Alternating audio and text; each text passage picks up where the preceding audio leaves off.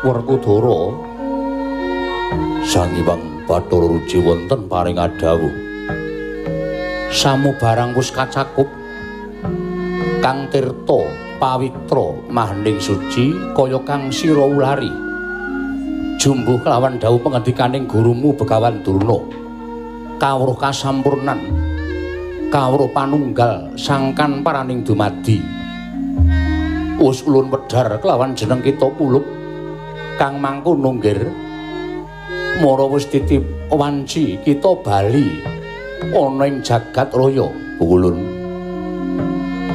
kula sampun ngraosaken nikmat mupangat mapan wonten ing mriki kepareng boten kepareng kula badhe mapan wonten ing mriki tetunggalan manunggal kelan paduka Hyang Pugulun Ruci Bathara Dara marata wis padakna paningalulun ana swiji-wiji kewajiban kang kudu sira lakoni lan kudu sira gayuh apa dene sira rampungi pantengen permana jati wengakna paningal batin apa ingkang katon ana ing paningalulun Werkudara wah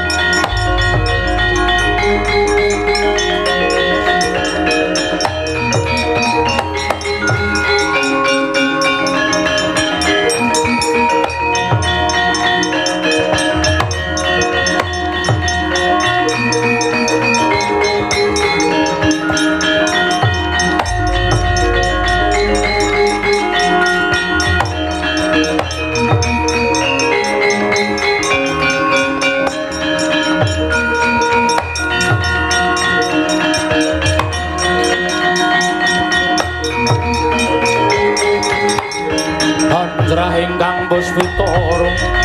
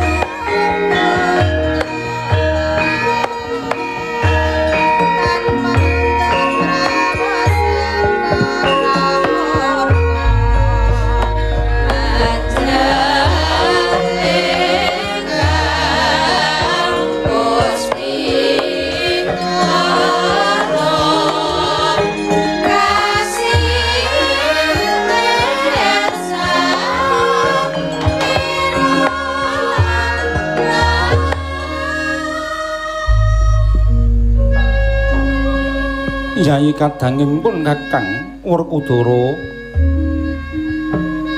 nggonipun Kakang Prapteng gisi ing samudra sayekti mung ngrantu kelawan timbuling sira Yai saka jroning samudra syukur bagi dene Siati wis katon jedul saka telenging samudra melang-melang penggaling pun Kakang tan prabeda ya ninggal jejabang ana ing tepining balumbang sena baru kakangku iya ngaturake panuwun dene dulur-dulurku wis kersa nunggu gonku jedul saka jroning samudra Dimas Maragagi matura munggo Purwamadya lan wusanane nggone Siadi angolari apa kang dadi dawuhing Begawan Durna kang tirta pawitra maning suci antuk pamujine barep kakangku kabeh wis kacakup marang Bratasena ya Werkudara nggonku wis ketemu lawan dewaku ya kuwi Sang Ruci Bathara ya Sang Mahardikang Rat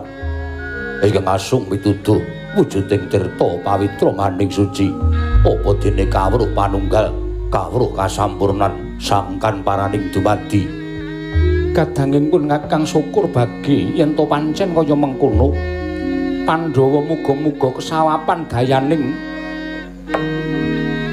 Daya tirta pawitra maning suci apa dene saking ngelmu ingkang wis kecakup marang sira Yayi Werkudara.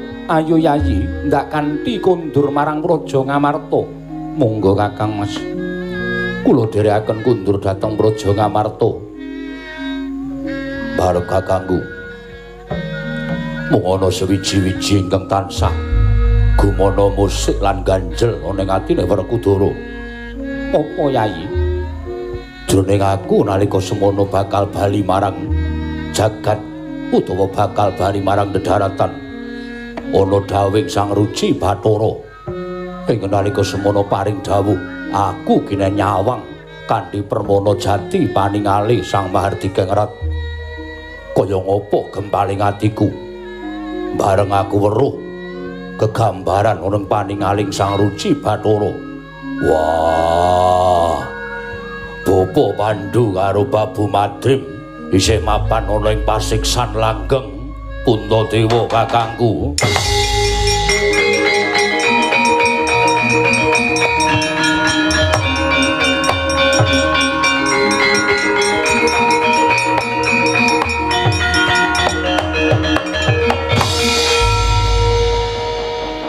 Kena ngapa lakon ingkang sinandhang dening Kanjeng Rama kaya mengkono?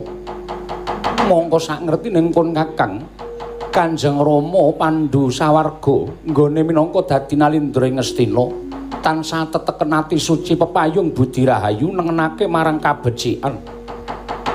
Gesanging Kanjeng Rama disramakake kanggo kabutuhaning para kawula sak negara Ngastina nanging sabab apa? Nalindra ingkang tansah bebuden luhur kaya Kanjeng Rama teka malah mapan ana ing jroning neraka ya mani Dimas. Wah, bab kuwi aku ora ngerti. Mbok menawa ana piutang sing urung disaur dening barep kakangku utawa Pandhu bapakku lan Babu Madrim. Dadi jalaran Pandhu bapakku kudu mapan ana ing kawah Candradimuka, mula kang sangka kuwi. Jejering anak kudu iso nyiwargake lawan wong tuaku. Jejering anak kudu iso mulyake lawan wong tuaku, nadyan wong tuaku wis mapan ana ing alam pamancat. Wong tuaku ana ing mapan ana ing luka. Tanggung jawabe awake dhewe nggone iso nyuwargake karo wong tuwa. Mula mbarep kakangku, tekadku wis gembleng, niatku wis ora iso diowahi. Aku ora bakal bali marang negara Ngamarta. Aku bakal madheg Brahmana ana ing sumur Jalatundha, ya sumur tanpa dasar. Aku bakal madheg Brahmana. Om Mastuna Sidam sekaring bawana langgeng. Kakang Narada, Kakang Resi Kanika Putra. Sarau paduka ndika Kakang mugi kasekecakno anggenjeng andika lenggah. Kakang Resi wonten ing madyaning Bali Martya Kundha manik. Kakang Narada, Kakang Resi Kanika Putra. Perkencang warudayang Pak Pong Bu Bolong kali codhe sapa sing gawe? Kawula nuwun nggih, Di. Sampun boten kirang prayogi biswanipun ingkang rakanta ing Sidik Pangudal-udal. Namung kepareng kula ngaturaken pudya pangastawanipun ingkang Raka Kunjuk Ngersa Paduka Adi Pramesti Bathara Guru kula nom. Kula pun dicundhaka Panglingga Murda amawakana kabagyaning gesang kula mboten langkung kasekecakno anggenjeng andika lenggah. Kakang Narada, inggih. Sampun boten kirang prayogi biswanipun ingkang Raka ing Sidik Pangudal-udal. Apa dene sira Bathara Indra prayogakna ngira ngadhep ngarsa ulun Bathara Indra ulun Irama Pukulun. Sampun boten kirang prayogi biswanipun ingkang putra pun Bathara Indra. Kepareng kula ngaturaken sembah sumengkeming pangabektinipun ingkang putra Kunjuk Sandapepada Paduka Rama Adi Pukulun. Iya Indra Luntamba. Akarya bombong tias ulun ora liwat pangestu ulun tampanana. Kula pun dinggo jimat paripih ndayanana ing kasantosan.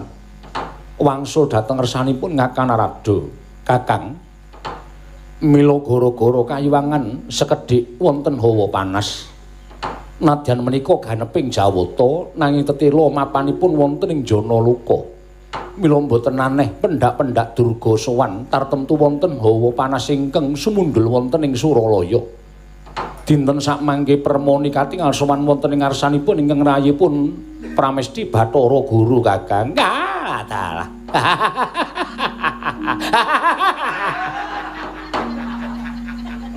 Kakang Narada sajaipun bingah raos seman. Mboten, Di.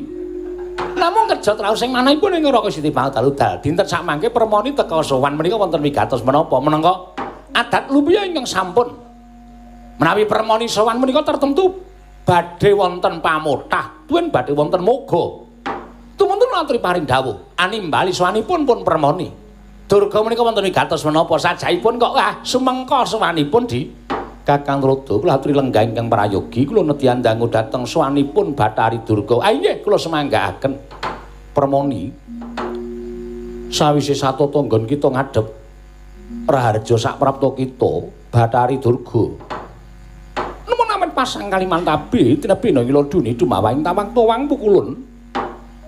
Menawi wonten lepatipun ingkang abdi pun Bathari Durga inggih ngabiyantur mersa paduka Hyang Adi pukulun diagung pangaksami kemaring kula ngaturaken sembah. Sumenging pangabektinipun ingkang abdi kunjuk. Ya permoni lun tampa.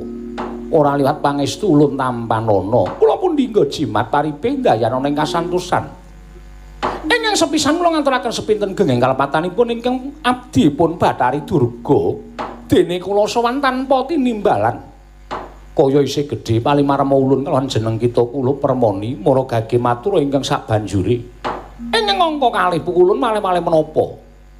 Sowan kula Paduka Hyang Adi pukulun menika namung badhe mutah dhateng kawontenanipun jagat pukulun. Permoni saka paningalulun jagat katon tentrem ayem. Nanging sabab apa kita darbi atur yen to mutah babagan kahananing jagat. Permoni gage matur ingkang prasaja. Mugi andadosna ing ngawuningan. Menapa Paduka mboten mirsani dhateng mobahan musik ing titah Paduka para berkasaan jim setan menawa dados kawulanipun ing abdipun Bathari Durga. Sampun wonten pinten-pinten dinten menika polaipun para baju barat.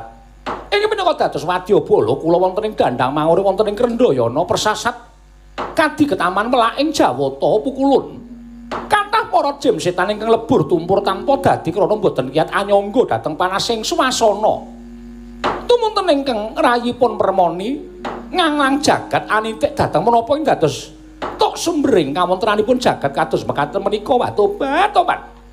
Mboten kani kanyono-nyono wonten sak caketing kono Krendayana wonten satunggiling inggih menika wujudipun sumur ingkang namipun sumur ing mriku jebul wonten sawijining brahmana anyar katon ingkang ceciklu ndedhepok wonten ing telenging sumur tanpa dasar inggih sumur Jalatundha menika kala wau pukulun.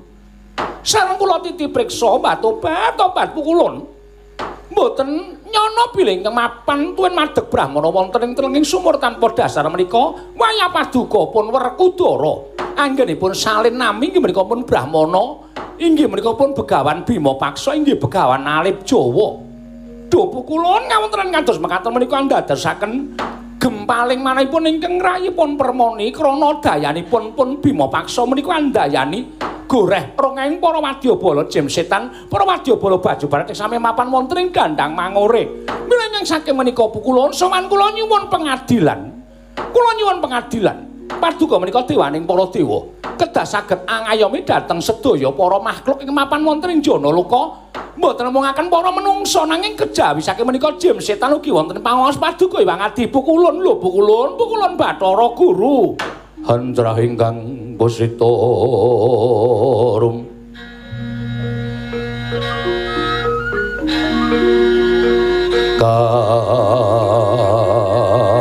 Kasiliring Samirana mre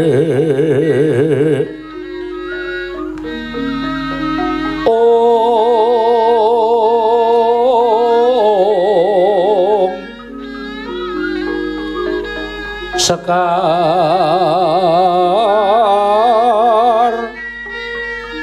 kadung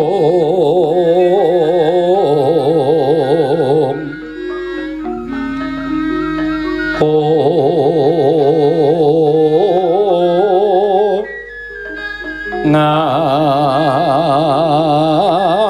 kandanyo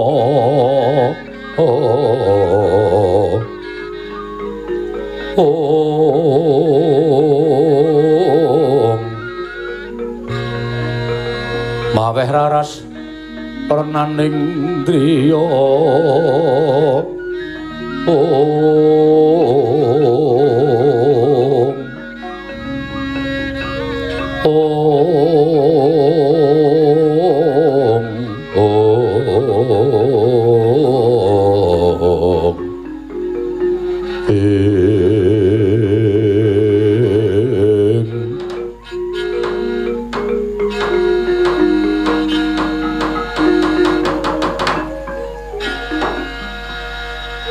Dimas Tunama Sidam sekaring bawana langgeng. Durga kula wonten timbalan. Sayekti apa kang kita aturake panjenengan ulun wis ndungkap lan ulun wis prisa kelawan kahananing Bima Paksa ingkang ceciklu sarta madhep Brahmana ana ing telenging sumur tanpa dasar nanging ndadekna sumurupmu ya permoni. Apa ingkang dilakoni dening Bima Paksa mau sayekti ora analisir saka angger-anggering kasutapaning Brahmana. Ketitik ora ana daya ingkang sumundulana ing Suralaya krana pakartining Bima Paksa.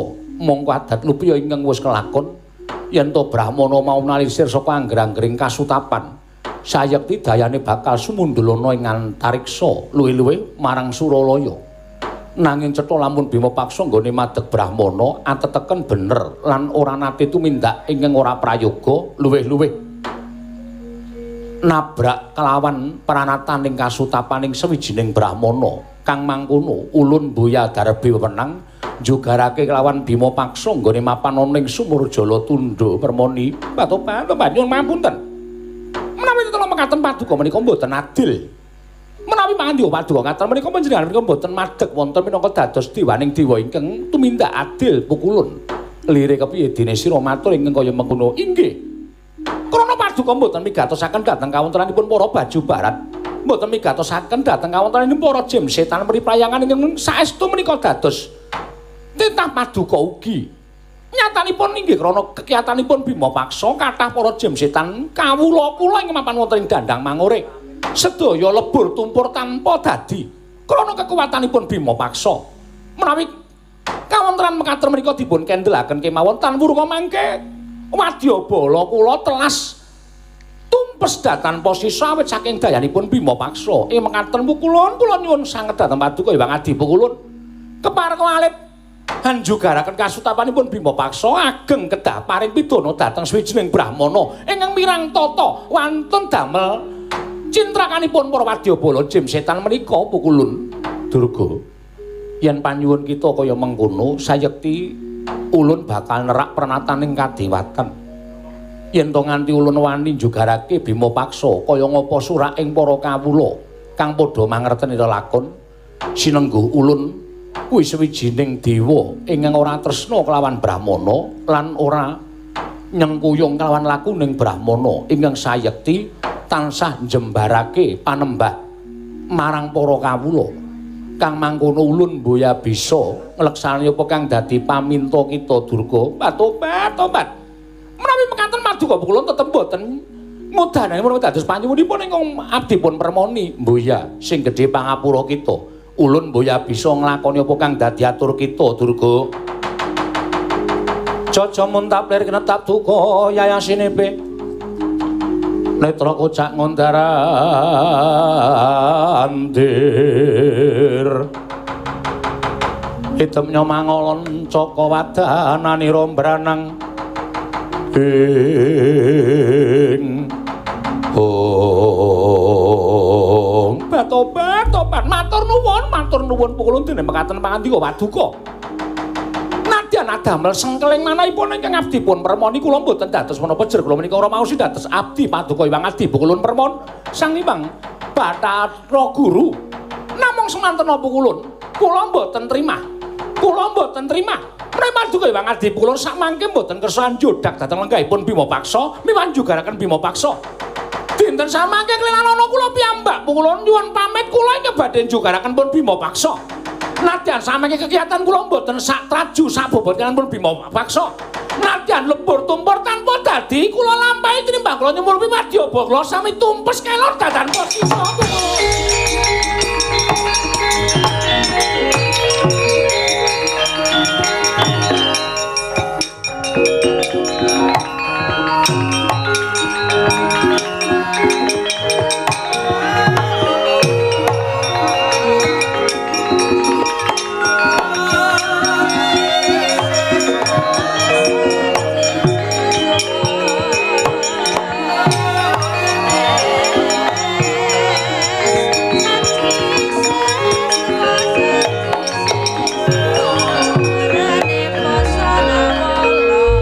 Samar pamoring sukma sinubaya Sinukmaya winaya ing asepi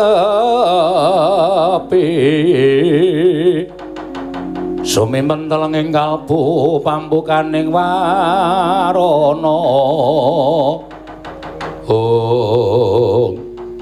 Durga aja ngawur nitik lan curing cahya ingkang metu saka jagating Bima Paksa Begawan Alip Jawa kuwi dudu pandhita baen-baen ora pandhita loro saudon telu saurupan tegese dudu pandhita sepele nanging kuwi gedhe dayane kula mboten ajrih tinimbanganipun kula menika nyumurupi wadyabala kula pendak dinten wonten ingkang tumpes lebur tumpur tanpa dadi awulung kula ingkang ngiklasaken perjagesan kula kinarya nambak dhateng gesangipun wadyabala kula sampun ngantos dipun gondeli sampun ngantos dipun pambengi kula nyuwun pamit badhe bidal Durga aja kaya ngono ulun njaluk kita sabar apa kula menika sampun matur lan panjenengan kula nyuwun tulung Maduka Hyang Adipukulun Batu-batu pan mesa ora ditulungi lho kula nyuwun mapunten kula mboten kok badhe ngemotaken dhateng kawontenan ingkang sampun kelampah kula aturi menggalih kula menika sinten kita Bathari Durga saderengipun menika iya kita kuwi Bathari Uma nuwun sewu Bathari Uma menika sinten kuwi tetimbangan ulun Batu-batu panjenengan tasih kemutan kados menapa anggen Paduka nalika semanten menika kedanan kalian kula Batu-batu nganti ora ngerti nggon wonten gigiring lembu andine kula dipun usek-usek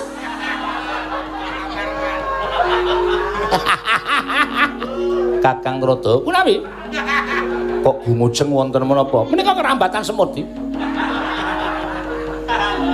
semut merambat kok pas kelek ayo kerine ora jamak iya ya ulun ngerti ning ora usah dadak diaturake ana ing kene kajengipun sedaya prisa nyatane kula menika sampun batu-batu kula nyuwun tulung Bima Paksa menika dipun jugaraken menika ora dituruti lho piye kula menika ngantos gumun kula kedah kados pundi kula menika pitados saniki Durga niku wis elek saniki Durga menika wis nyrengengeh kula wis dadi raseksi ning biyen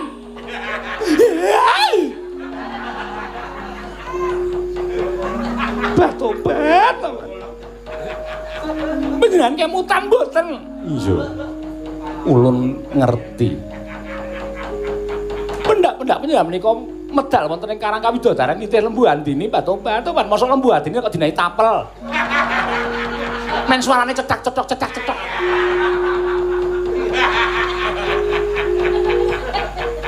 kudune tapel ki jaran kok sapi kok ditapeli Kakang Rada sampun ngantos kados mekaten Kakang Rada iya permoni ulun udaneni Batu-batu kula mboten kepengin Paduka Hyang Adipukulun menika paring pangandikan ingkang mboten jumbuh kaliyan pados panjenengan menawi paring pangandikan inggih saestu jumbuh lahir lan batin ati lan lati kedah makarti ya ulun sagu nanging dudu ulun ingkang tumandang lajeng sinten ya kita pribadi Batu-batu panjenengan kemawon gondhali dhateng kula supados kula menika mboten anjodak lenggahipun Bima Paksa lah kok sameneika panjenengan paring dawuh ingkang mekaten merga ulun bakal paring pusaka kelawan jeneng kita Cestrisula pusaka kadewatan gawanen Bima Paksa tampanana Cestrisula yen lumrah ora ana titah ingkang kuwasa nadhahi kekuataning Cestrisula Bathari Durga ing Kagatri sangga pinangurin angkul kinambet kembet dosang reknaning bawono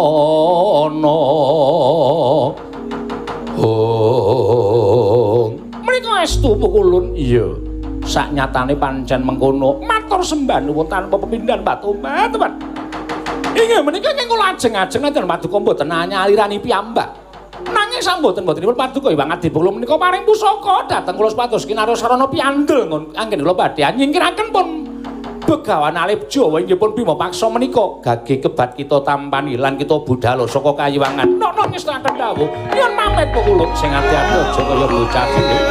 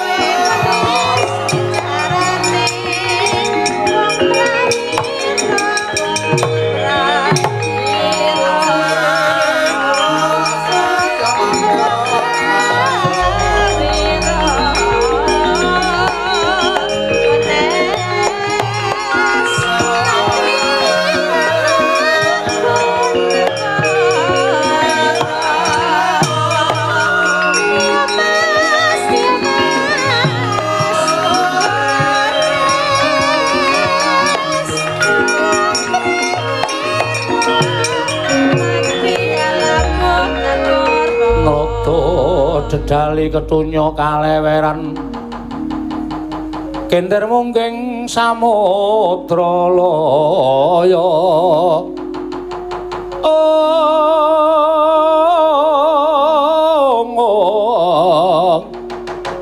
kender mungging samudra laya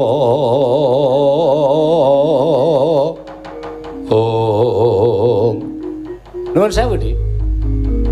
Menapa sampun maduka tindakaken menika kula nyuwun pamunten kula radi mboten gathuk tuwin kula radi mboten mathuk. Liripun kados pundi Kakang? Tegesipun maduka Adi Pramesti Bathara Guru menika mbelani dhateng tumindak Angkara Budi Candala. Monggo paduka sampun maring dawuh bilih. Kasultapanipun Bima Paksa menika dayanipun boten sumundul wonten ing antariksa tegesipun boten damel gegering para Jawata. Ing mekaten kasultapanipun Bima Paksa menika saestu netepi dhateng darmaning Brahmana boten merengkang saking pernataning kabrahmanan. Inggih Kakang, nanging Kakang prisa piyambak bilih permoni menika pun Durga. Inggih. Durga menika rumiyin Bathari Uma. Panjenengan prisa piyambak Uma menika sinten? Lah nek kewajiban sampun dipun campur adukaken mekaten menika, mboten prayogi lho, Dik, mboten prayogi. Antawisipun kulawarga lan kewajiban menika kedah dipun pisah. Sampun ngantos dipun dadosaken setunggal. Menawi dipun dadosaken setunggal menika mangke mboten prayogi kedadosanipun. Kewajiban kok dicampur karo keluarga. Wah, menika mangke sing keluarga disanding, ning sing wong liya disingkang-singkang menika mboten netepi tetembungan sama beda dana denda. Menika mboten badhe sae kedadosanipun. Inggih namung ing dados nalindraning dewa wonten ing kayangan menika kula. Inggih. Ing ngarani Tradaya sapa? Teneh kula mbungai. Inggih. Dados panguwaos sawetahipun wonten astanipun Permoni.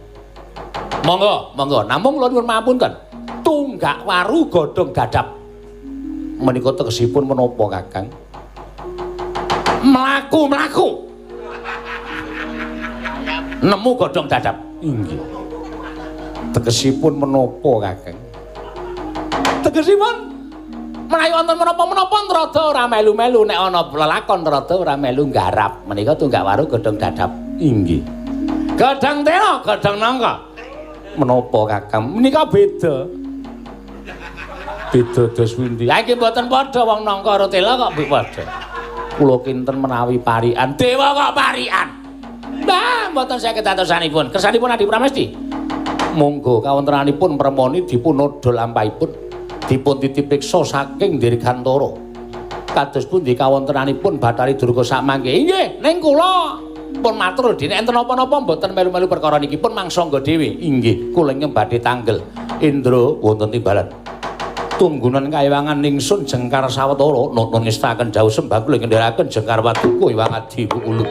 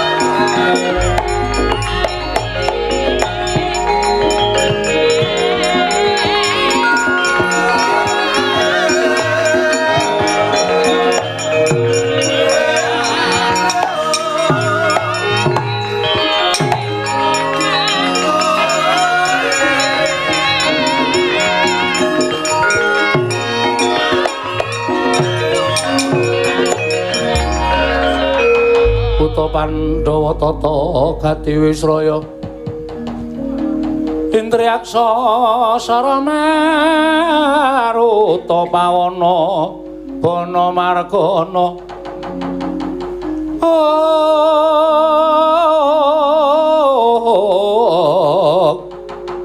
Samirana lan warayang wisikan magulingan lima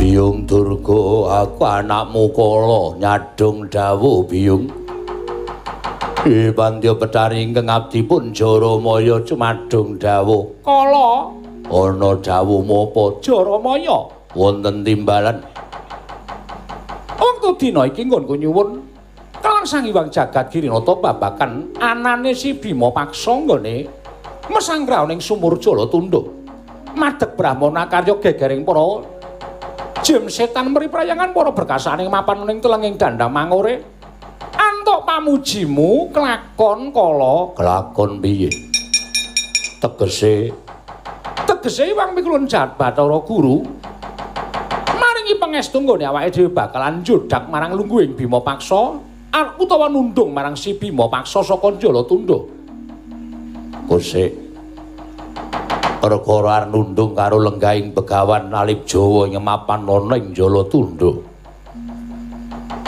kuwi dudu perkara ingkang gampang lho Biyung aku wis bola-bali niliki sarta niti priksa kahanane Bima Paksa ya Begawan Alip Jawa ingkang mapan ana ing Jalatundha katon mencorong cahyane sak sada lanang sumundul ana ing antariksa cetha yen kuwi dudu pendhita sing padha karo liya-liyane mesti luwih punjul kekuatane luwih punjul ngelmune lan aja nganti dianggep entrek selagine aku dhewe wae upama aku wani upama aku iso ngukur kekuatanku mesti wis tak gawe cilaka wingi-wingi ning gandeng saka pangrasaku kekuatanku wae ora bisa madani karo Bima Paksa mula tumulya aku matur marang Ibu Bathari supaya tak kon nyuwun pambiyantu saka Sang Hyang Jagat Girinata ya kaki guru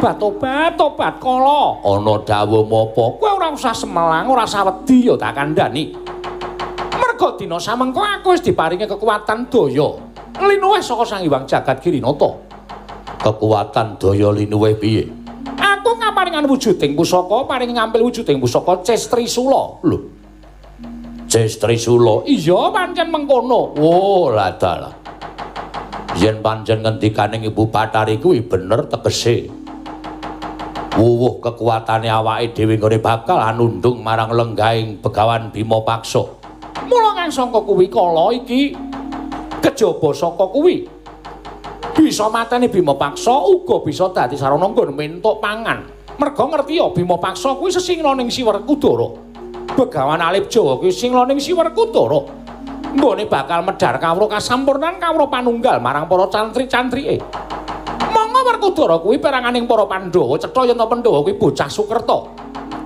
yen nganti kowe bisa mateni Bima Paksa kanthi wujuding pusaka Cestrisula kuwandaning Bima Paksa kuwi tok pangan tobat kowe Paksa ya ragane Bima Paksa satemah kabeh padha ngrasakake seger padha ngrasakake wareg wetenge merga nggone aku bisa mateni Bima Paksa sarana Cestrisula kowe ora usah semelang mengko aku ing bakal namani Bima Paksa wujuding Cestrisula kowe mung kari ngukup kuwandane kala ayo aja nganti kesuwen Sela ora kuat aku ngampet rasa ingkang tak rasake ana ing wetengku ayo budal Ibu Biyung Durga budal kaki paten ana Begawan Alip Jawa untale karo kabeh dulur-dulurmu Jaramaya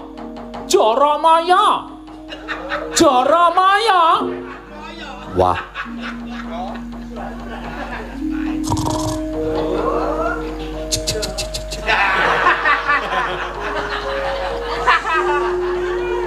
Jaramaya iki bat-obat ana buta kok ngorok kok iso molak-malik lho.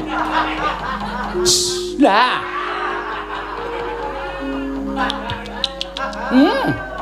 Piye panjalmane ngopo ya kuwi? Gugan kala gugan. Ya maya wonten dawuh.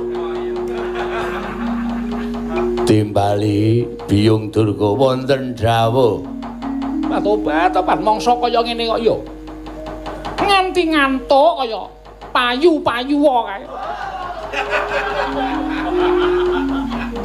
Inggih, mergi saben dalu kula menika tansah mubeng wana Krendayana ngrondani wana Krendayana mbok menawi wonten baju barat ingkang tumindak mboten sae. Menapa dene titah ingkang badhe mlebet wonten ing dandang mangure. Ora sandadakaken mawadan mangkato. Ngestaken dawuh menawa sae itu dipun capaken sakmenika. Sing dicapke apa? Lah inggih to. Budal ning gone Begawan Bima Paksa mangan Bima Paksa. Wah, lah dalah niki riyen lho. Niki riyen dengkulmu mlocot. Mangkat aja kean werting sing. Iya.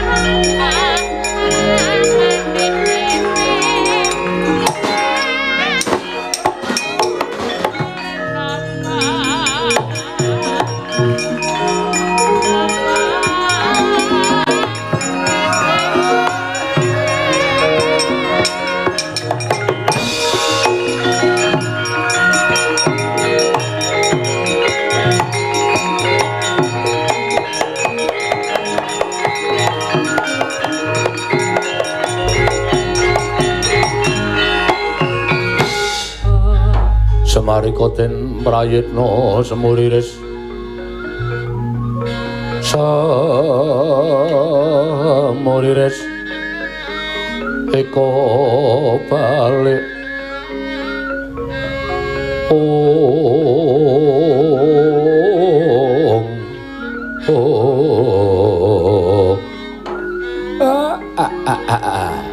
blegegek satulita mel kula nuwun sewu nggih Premban. Kula mengajeng nyuwun priksa. Sing jeneng wong nindakake tapa prihatin niku nggih sae-sae mawon. Merga niku jangkung kekuwataning batin, gayuh kekuwataning batin. Ning nek saben dina mongko tanpa kendhat. Jugar namung wanci nindakaken panembah. dhateng panguwasaning Gusti sasampunipun menika lajeng kendel mawon. Mboten mubah, mboten musik mongko tanpa dahar. Tapa prihatin menika kenging ning kesarasan nggih kedadipun jagi mangke mindak mboten prayogi kawontenanipun Penembahan. Laturi jugar sawetawis.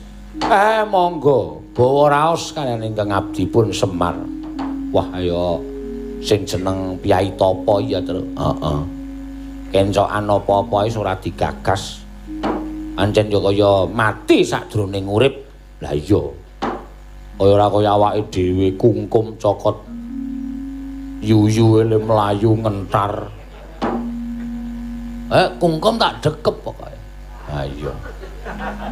Nek ngerti-ngerti dicokot, tak malah cilaka. Ha iya. Lolo Gareng Petro Bagong ora ting clemong. Iki bendaramu, nek bisa janjane aku pengen ngerti sejatine apa to sing digayuh. Biyen tekan saiki nggonku nunggu lawan jugaring Penembahan Bima Paksa. Lah kok dadi ora nate jugar, pendak-pendak jugar mung nindakake panembah masuh sesuci kelawan raga tumuli munggah sanggar pelanggatan sakbubare kuwi manembah maneh. Pancen Ndara mboten kersa paring pangandikan Penembahan. Kula namung jurung donga supados napa sing mangjangka sageta kasembadan Ndara.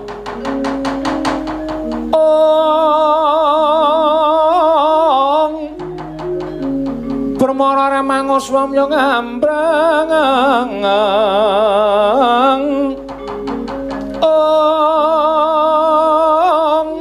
kadi karunaning kaswase yen anel marga malalat tumiring sang kandha wastrat waja long-long lalu mangulati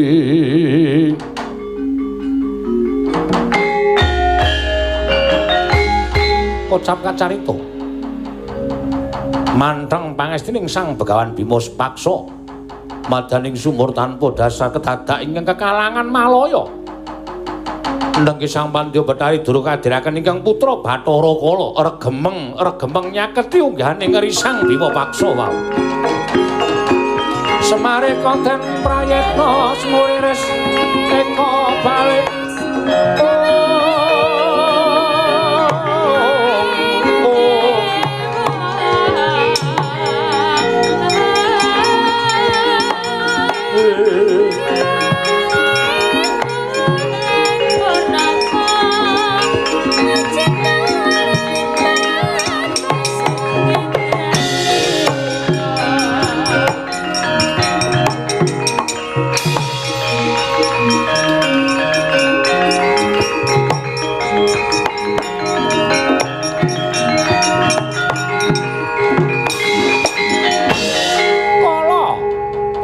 dawuhmu apa biyung?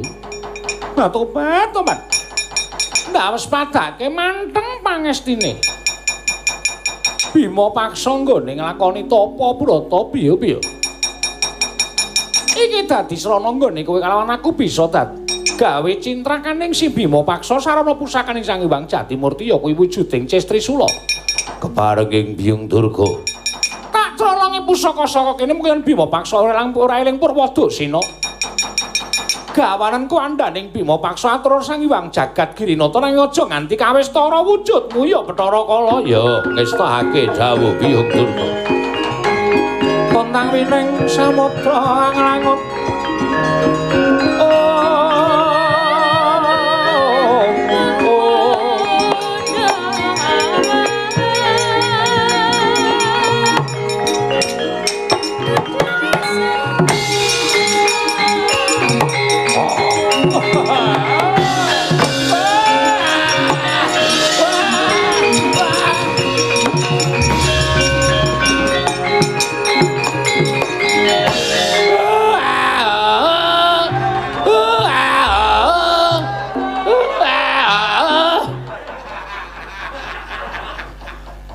Wis kok iso genti-genten.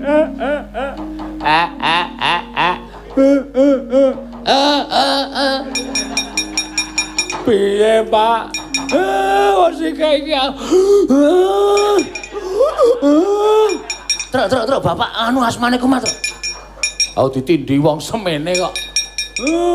Wedhus ora. Wong tuwa-tuwa tindhahi sak penake dhewe. Begen. Sesek, Pak.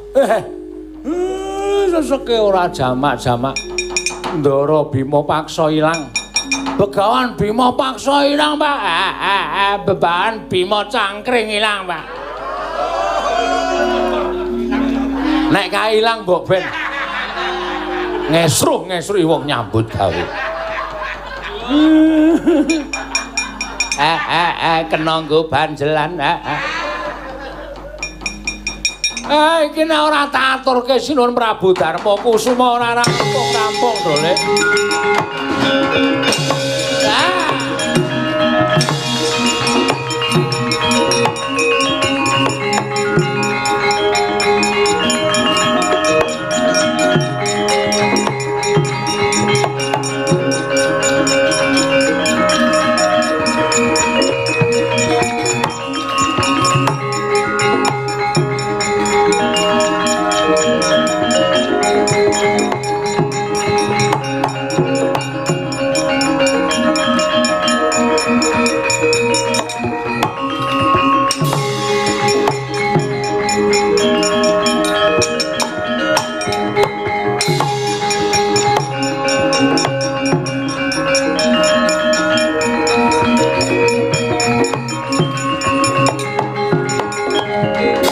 Nyata laruta saking kutha Sangkara kala yen amutusa Sang Sri Kakang Semar mlayu-mlayu eneng apa Kakang Nayantaka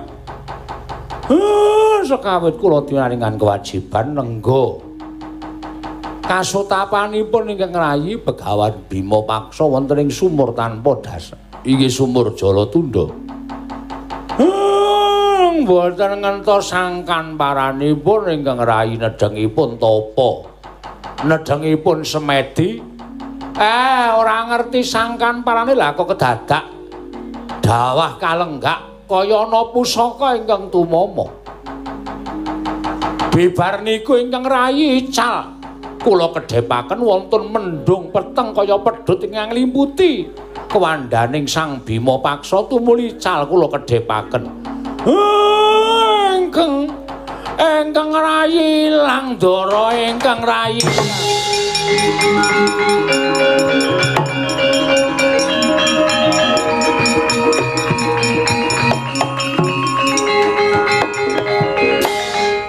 Kakang Semar Kakang Nayantaka kuwi wis pirang-pirang warsa malah puluhan warsa nggone dadi pamomonging para Pandhawa.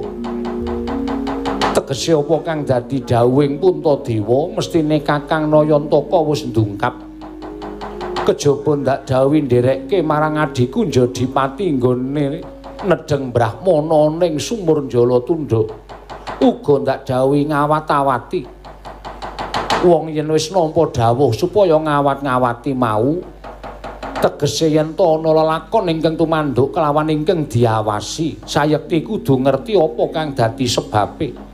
Kakang Semar Puntadewa ora trima yen to Kakang Semar mung wadul babakan adiku nggone ilang nanging kudu bisa njlentrehake menyang endi langing Bima paksa yen Kakang Nayantaka ora bisa nuduhake menyang endi langing Bima paksa lan tumuju menyang endi lan sapa ingkang tumindak kaya mengkono pedah apa sira wujud Kyai Nayantaka pedah apa sira wujud Kyai Badranaya ingkang pranyata ora lantip panggraitane Kakang Semar.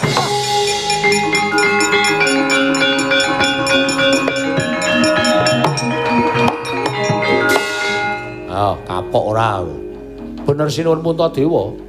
Kowe iki kon ngawasi Ndara Bima paksa ora ming dekem nganti lemahe dekok ngono kae. Kaya kebo ora. Nglesat. Kudu tanggung jawab, Mar. Abot ta? Nang nganti kowe ora iso ngandhake. Si sapa? Bima Gondrong. Bima. Bima Paksa. Bima Paksa kuwi ilange merga saka sapa? Lan tumuju menang endi? Gunane apa kowe? Wujud Semar Badranaya. Hah? Wujud kira kowe. Gong, iki bapak. Iki karo bapak kok sia-sia to. Men, mangkel ya aku. Wong tuane nangis wadul. Sampeyan nanjeke bab perkara niku sampeyan utuh kalih kula. Nggih, kula tak matur. Ning atur kula niku ampun dikira kula niku adu-adu, ampun dikira kula niku adul-adul. Sing bisa ngrangkani penggalih. Sing bisa meper hawa nepsu merga kula ngerti nek kula mblabari lelakon iki sampeyan mesti nesu, sampeyan mesti duka.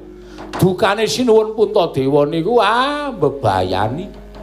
Dukane Sinuwun Puntadewa niku mbebayani. Wis paham urung? Mbebayani dukane Sinuwun Puntadewa niku. Ngono kok ora mung tengok wae mung montak-mantuk.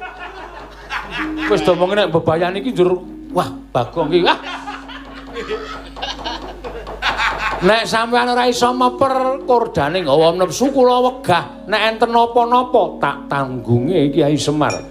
Ingkang rayi ditamani Cestrisula pusakaning Bathara Guru dening Betari Durga. Ilange merga diboyong karo Bathara Kala diaturke teng Suralaya, ilang wujuding nata mak Puntadewa.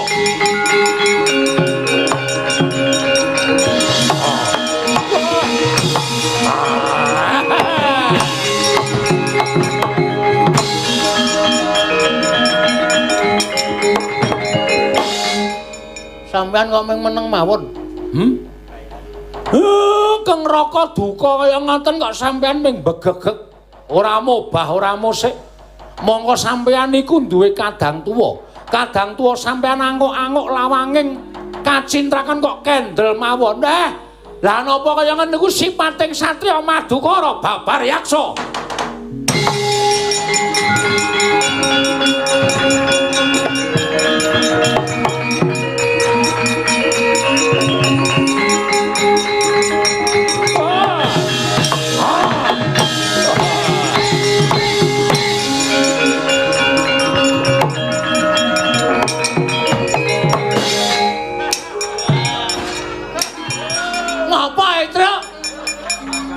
Kowe nek kelingan Pandhawa bangkit iki tau dilakokke nang kono kok kowe ora kelingan.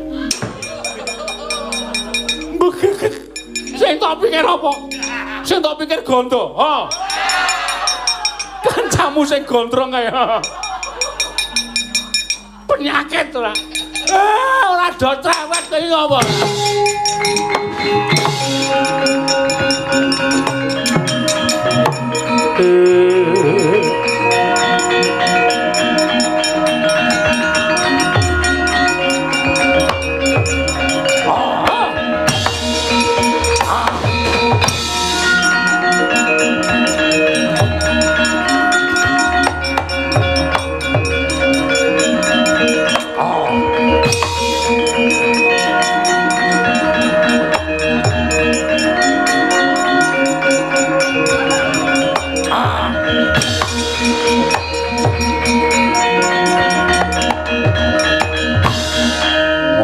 Kae Bathara Kala kok hae-hae.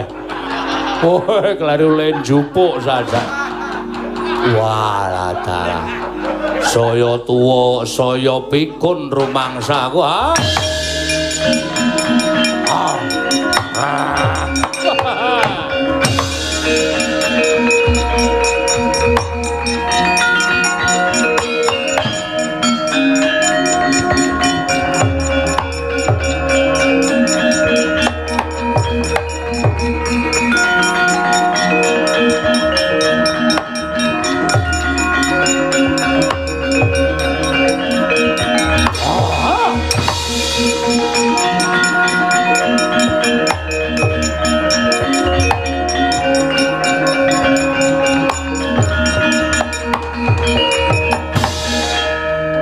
Asma Bangwang Aruna kadinetraning angka rapo sabdaning kukiloring kanigara sageter kene donganing kung lir wuwuh sing pine panca kala Aki Guru ana dawuhmu apa? Bima paksa Sirabaya ora ngarsa ulun. Jumbuh lan ngendikaning ibu Pandya Betari Durga ya biyung permoni. Sawise Bima paksa bisa ora eling Purwadusina. Ndak pasrahke marang kaki Guru mangsa baranggane bakal nyirnakake Bima paksa. Ning ragane aku ingkang bakal nadah kala mangsa. Tunggunen sak jabaning kayiwangan. Sawise Bima paksa ulun perjaya, ulun bakal ndangu kelawan jeneng kita Bathara Kala. Wah, njaluk pamit kaki.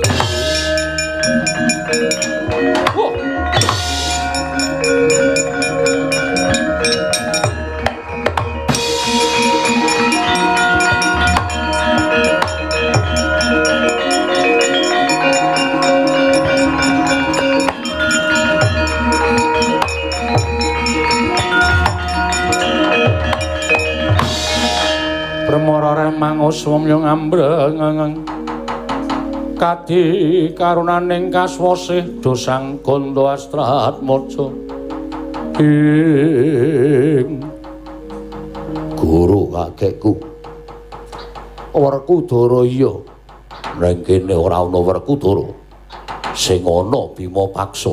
ya Bima paksa apa ta sababe jeneng kita ulun perjaya sarta ulun dawuh kelawan Betari Durga lan Bathara Kala supaya nyewanake kelawan jeneng kita.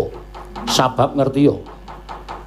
Lamun apa ingkang kita tindakake mau sayekti gawe kapitunaning liyan. Gawe kapitunaning para jin setan mriprayangan berkasaan ingkang minangka dadi titah ulun uga. Mula ulun kudu tumindak adil. Lamun kita mboya bisa dielingake lan ora bisa dielekake. Bima paksa ulun paripaksa ingkang kudu nyingkirake kelawan jeneng kita. Yen pancen aku mbok anggap luput, yen pancen aku mbok anggap kleru, lan aku bakal mbok singkirake. Aku ora bakal wegah, lan aku saguh nanggung perkarane. Yen ngono kita ikhlas kelawan pati kita. Ora ikhlas sebab apa? Yen pancen kita ikhlas kelawan pati kita, mara mapana ulun perjaya ana ing Suralaya. Nanging aku ana panjaluk. Panjaluk kita apa? Aku gelem tekaning pati, ning patiku kudu dicemplungake ning kawah Candra Dimuka. Apa to sababe dene kita darbe panyuwun ingkang kaya mengkono? Iki dudu perkaramu. Yen kowe niat bakal mateni karo aku, yen aku wis tekaning pati, apa kang dadi niatmu wis rampung, apa kang dadi niatmu wis paripurna. Ora usah dadak takon apa sebabe nggonku njaluk mati dadak dicemplungke ning kawah Candra Dimuka. Kuwi perkaraku dudu perkaramu. Nanging apa to sababe dene kita bakal ulun perjaya teka kita darbe panjaluk pati kita mapan ning kawah Candra Dimuka. Wis bola-bali tak kandhake. Kuwi dudu perkaramu. Kuwi pancen pangajaping atiku. Wah. Aku pengen nggonku nglakoni pati iki mengko. Dosaku tak lunasi dhisik eneng kawah. Sawise dosaku wis lunas eneng kawah Candra Dimuka, aku lagi ngrasake tentrem ana ing kasuwargan. Bima paksa. Apa kang dadi panjaluk kita bakal ulun udaneni para gagi. Ngendi dalan parane kawah Candra Dimuka? Ora usah dadak didabyang dewa-dewa, aku dhewe tak jegur nang kawah Candra Dimuka.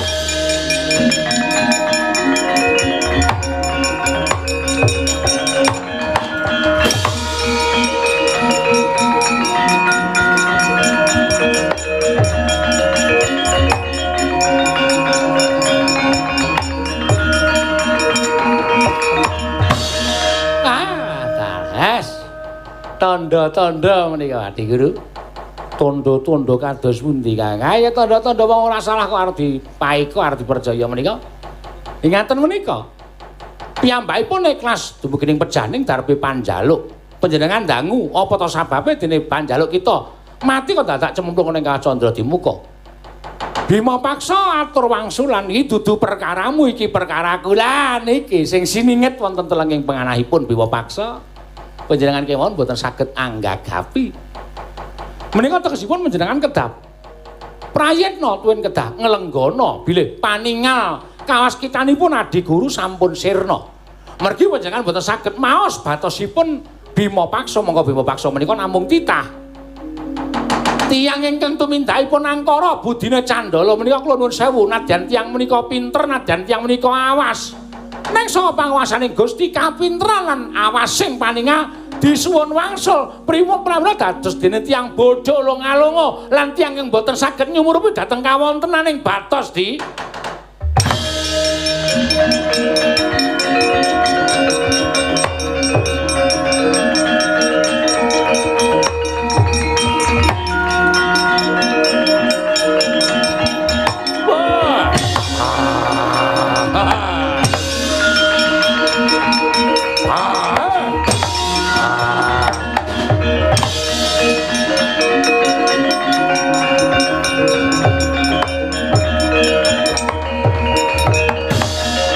Pandhawa tata gati Wisraya Indriyaksasara Maruta Pawana Bana Margana ing Kakang Rada punawi wonten yaksa kalinging minggah wonten ing Bali Martya Kunda sajaipun yaksa menika badhe damel risak ketitik katingal abrit bergadak pasuryanipun yaksa menika semunipun sampun duka monggo dipun timbali menapa wigatosipun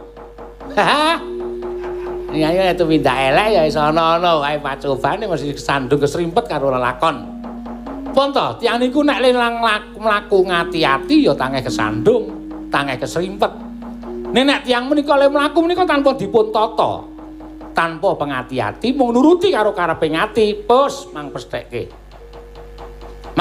nek bakal kesandung bakal kesrimpet bakal tiba menika sampun dados kodrating Wang Wahanasa dipun dangu inggih Kakang kula sampun tunggak waru godhong dadap lho Di inggih mboten melu garap menawi wonten perkawis menapa-menapa yaksa kita sapa cetha lamun wis bawur paningalmu ora weruh karo titahe kowe dadak takon karo aku Bathara Guru diar buta pinter iki saora-orane SSM menika menapa Kakang susu telur madu Kakang Rada menika menawi paring pangandika. Kajengipun wong kula niku ya mung ngece sampeyan kok sampeyan kandhani ngaya sakniki ana kahanan kaya ngene kula isane mung ngeledek. Kowe ora tepung karo aku kebangetan nggonmu dadi dewaning para dewa. Pancen agal aku disawang dudu sejatiku nanging kaya ngene iki yen to wis mubal kamurkanku.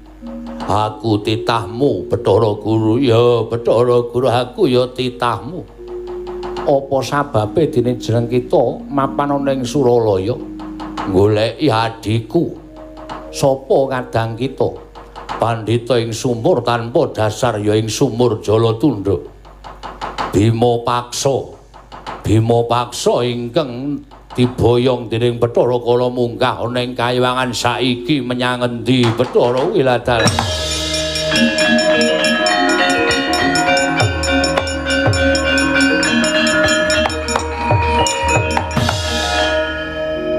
Untadewa lawan Arjuna teka wujud kita wujud kaya mengkono Kakang Rada menika wayah ulun Puntadewa lan pun Janaka pun ngertos ki menapa Kakang Rada mboten paring dawuh kaliyan kula tunggak waru godhong dadap Rada mboten garap mboten melu wali mboten melu mboten garap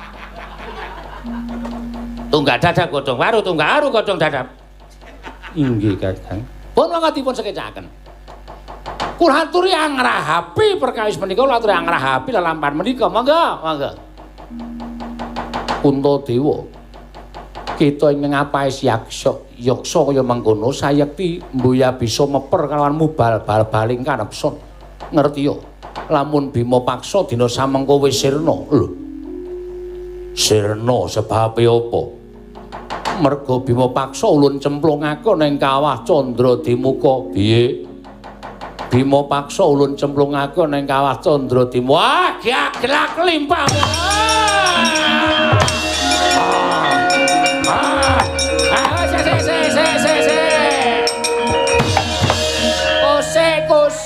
Gusik Puntadewa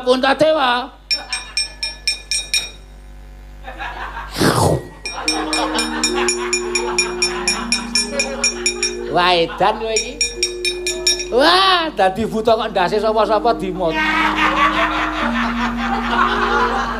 edan tenan Ulun ki dewa sirahe disesep-sesep sing luput ki Bathara Guru sing kleru ki Bathara Guru dudu ulun kok di ngono-ngonoke wah la ulun ya gila kaya Bathara Narada iya ulun Bathara Narada ulun ora melu-melu gila rambute teles kabeh kita iki ngawur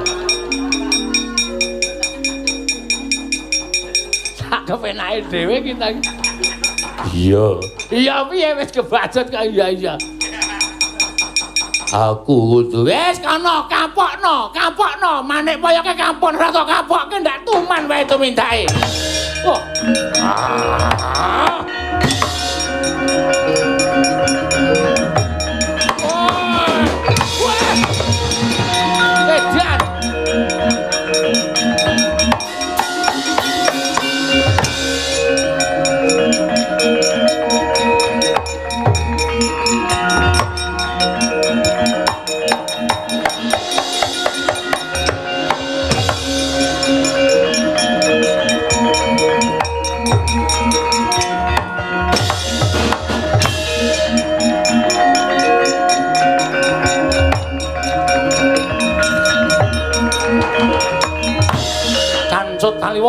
Cancut ananing cecincing Taliwondo cecawet ning setake sabuk bandange tanana ingkang gumana musik wonten ing paningaling Sang Bima Paksa kejawi amung gegayuhanipun Sang Bima Paksa anggenipun kepengin nyuwargaken ingkang rama tuwin ingkang ibu dingkem kang netra manjing telenging kawah Candra Simuka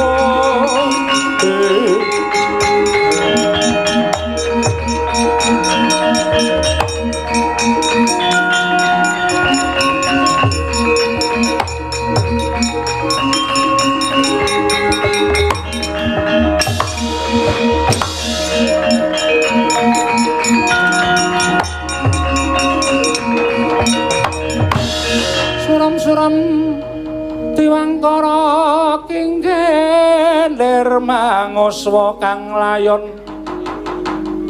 denya ilang kang memanise wadananira layu kumel kocamrah nyomaratani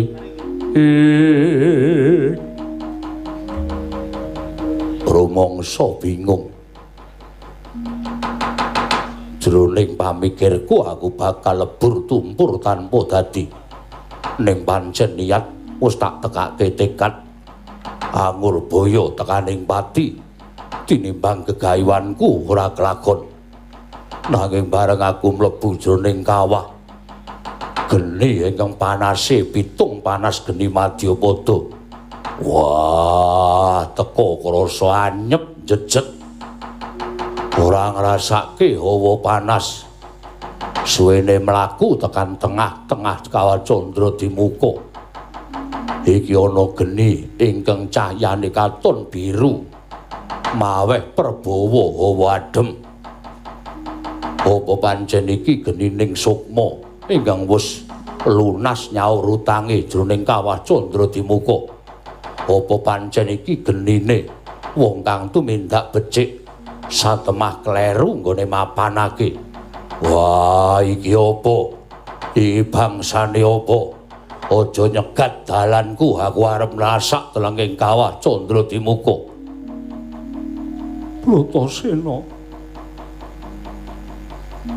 Bratasena anakku iki wong tuamu nggir Bratasena atmajaku bocah bagus. Werkudara iki bapakmu Pandhu lan ibumu Madrim Kulup. Wah, Bapak Pandhu.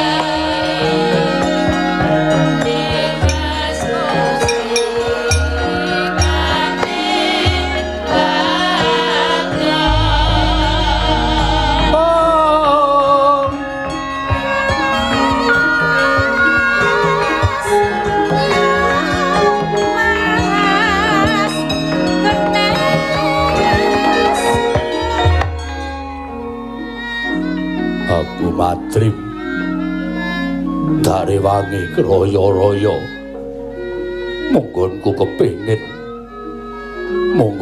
kepingin netepi jejering anak ingkang kudu bisa nyuwargake lawan wong tuwa. Mula dina iki tekadku wis gambuh, tekadku wis manunggal. Nggonku bakal bisa dadi sarana swarganing wong tuwaku. Bratasena, kabeh ingkang wis pun Rama lakoni sayekti jumbuh kelawan prasapaning pun Rama. Perkara iki wis ndak antepi nggih. Sira Atmajaku ora usah dadak bingung. Sira Atmajaku ora usah dadak kodheng. Iki wis dadi pilihaning wong tuamu Pandhu Dewayana. Nggone ngrasakake gedhening katresnan kelawan ibumu Madrim satemah wong tuamu kudu ngupata lamun besok tekaning janji saguh mapanana ing Candra Dimuka. Perkara nggonmu janji karo sing gawe urip Bathara Guru kuwi perkaramu. Perkara nggonmu ngendika durung lunas lan durung rampung kuwi perkaramu. Ning pambudidayaning anak mestine dadi petungan liya tumraping Gusti sing akarya jagat. Pambudidayaning anak nggone budidaya nyuwargake wong tuwa mesti dadi petungan liya tumrap Sang Hyang Manikmaya. Nggone ngitung perkara lunas lan orane nggonmu nyaur lawan utangmu, Bapak Pandhu.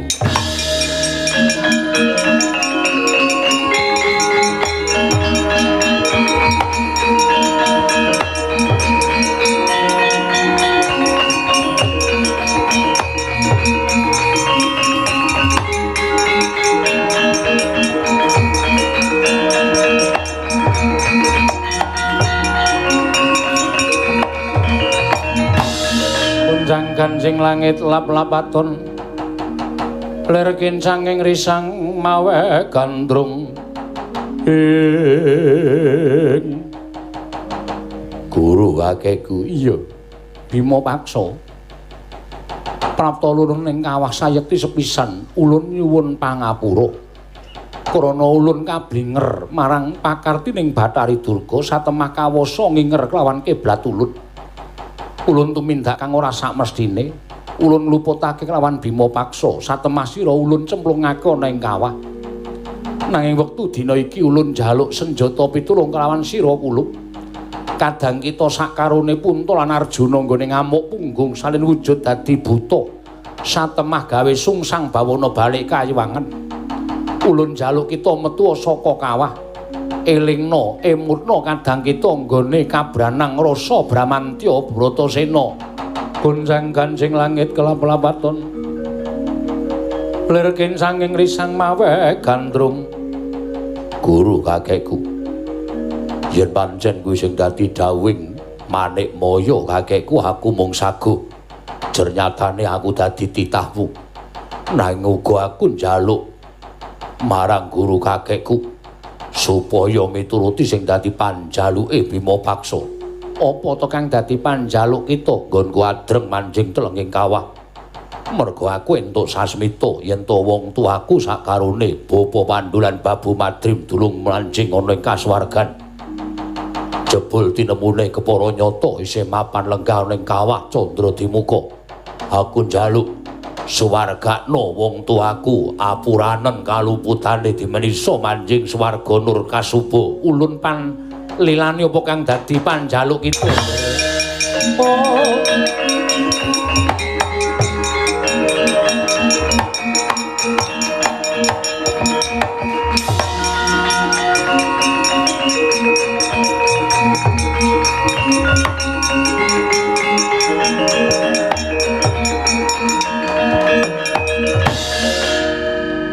Pandhu lan Madrim Sulun nunggahake ana ing swarga Nurkastuba.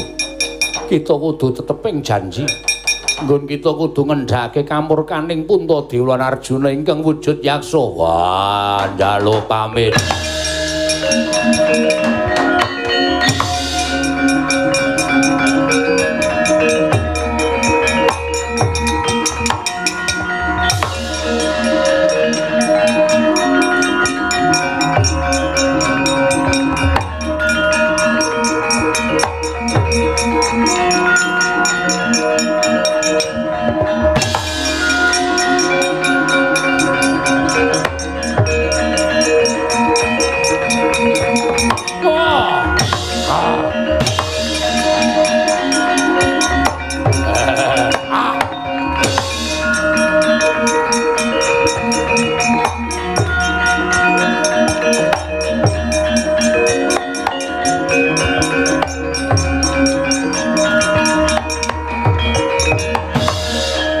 Anggro sesumbat lindho bumi kuncing kumalu uthuk kuntur ketup.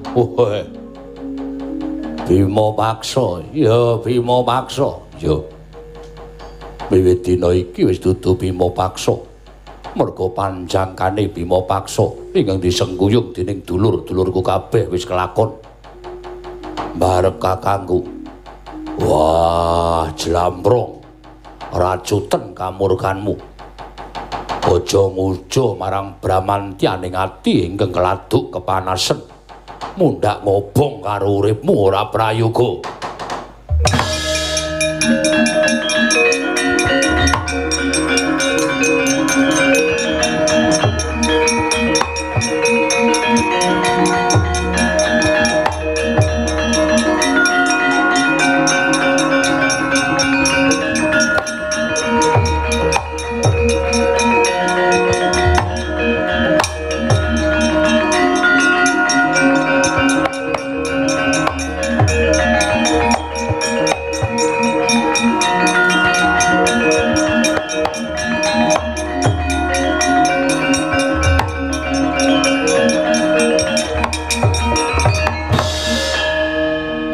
Mas kadangipun Kakang Yayi Werkudara cetha pamirengipun Kakang nggone Siadi wis matur ingkang kaya mengkono. Barep kakangku jlamprong apa ingkang tak ajab nalika aku tau tate matur kelawan barep kakangku lan jlamprong nggonku kepengin nyuwargake kelawan wong tuwa. Wah, dina samengko wis kelakon sumurupa. Bapa Pandhu lan Babu Madrim anggone duwe utang nalika uripe lan kudu nyaur ana ing telenging kawah Candradimuka. Dina iki wis lunas ora merga saka Werkudara, ora merga saka Bima paksa dhewe, nanging tanpa panyengkuyunge barep Janaka lan kembar kabeh ora bakal kelakon. Aduh Yayi, syukur yen to kaya mengkono ya.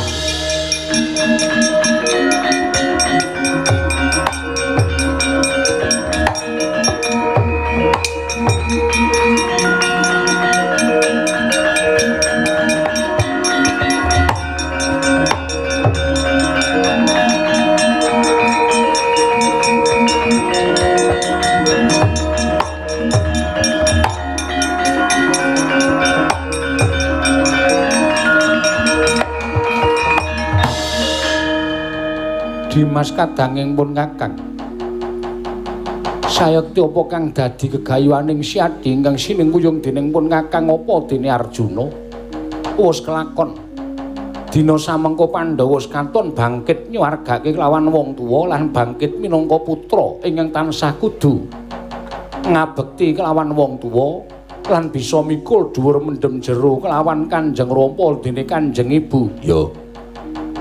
Dimas kanthi kaya mengkono Pandhawa ora bakal kabondo marang kewajiban ingkang durung bisa dirampungi jroning jagat. Luwih kepenak nggone siadanipun Kakang gumelaroning Janaloka, luwih jenak nggone siadanipun Kakang minangka dadi pengayomaning para kawula dasih sak negara Ngamarta.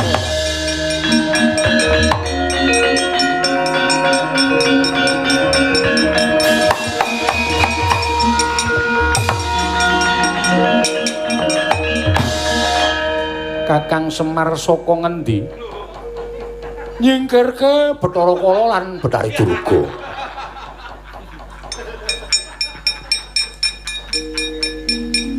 Kaya kowe mau ming tengok-tengok mir. Weh, Sing kodho sapa? Ora ngerti aku gelut karo Bathara Kala Betari Durga. Bathara Kala tak Tantang. Tak cengkiwing. Terus tak sebul melayu. Betari Durga tak tarik behane. Wong tuwa apa? Tendang mencelat. Oyak saka mburi tak cetat-cetet. Tak jiwit tak cetet. Suwe-suwe gila dhewe. Terus melayu. Kawar. Wow. Kakang Semar. Kula aja ngendika kaya mengkono, Kakang. Wah, dipol cangkeme. Tuwa-tuwa. Ora golek dalan padhang anggere ketemu Durga mesti tumindake sapenake dhewe. Tinggal hiburan. Ngrabuk Nyawa cengelmu. Wah, kowe iki dadi patuladane. Nala Garing Petro Bagong nek kowe ora ceniningan anakmu ya ora ceniningan. Gandeng kowe ceniningan anak-anakmu ya ceniningan. Kowe nek omong ngawur anak-anakmu nek omong ya ngawur.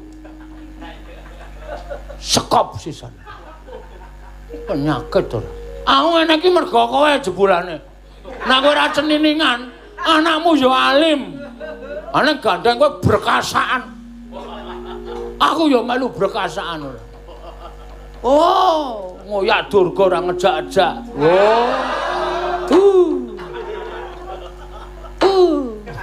Ditabuk dhewe. Wah, pun sampun. Pun padhang lelampanipun. Mugi-mugi lelampan menika dados sasmita ingkang nami anak. Iya, heeh. Ben. Wak cucuk bundunan iki. Aku Pak sing arep nyuwargake kowe. Engko tak timpal saka Kawah Candra Timur. Bahasamu iki lho. Ditimpal ki apa? Wis yo, bubar yo. Omong wae ora. Ndara Puntadewa dadi wayang ra omong ki. Meneng wae klecang-klecem. Ngendi kok aduh.